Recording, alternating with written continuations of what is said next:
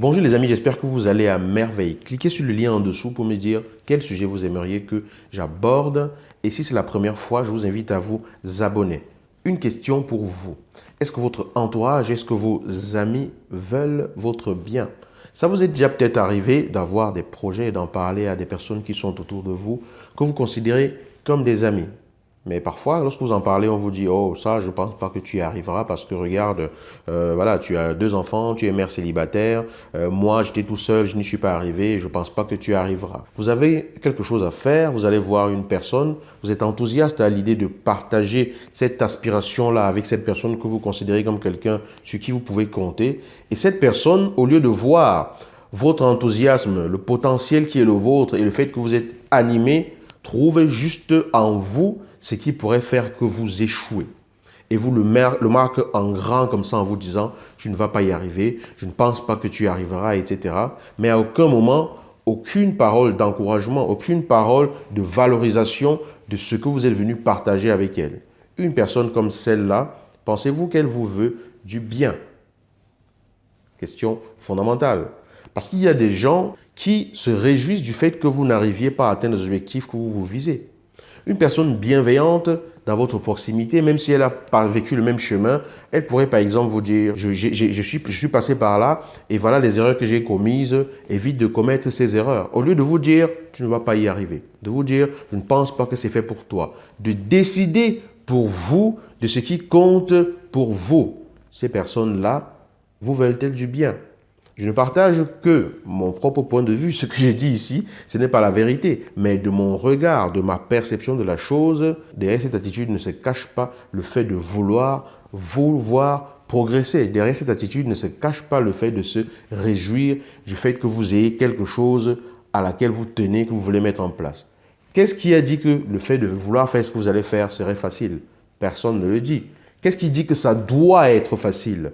Personne ne le dit non plus. Mais lorsque vous avez des personnes de votre entourage qui vous martèlent à chaque fois que vous avez une aspiration nouvelle ou une aspiration différente de la leur, qui pourrait vous permettre d'avoir plus d'autonomie, plus d'harmonie dans votre vie et que ces personnes-là vous montrent plutôt que vous ne pouvez pas y arriver ou vous montrent que ce n'est pas fait pour vous, l'attitude à adopter, c'est d'arrêter de parler de ce qui vous anime et de ce qui vous tient à cœur avec ces personnes-là.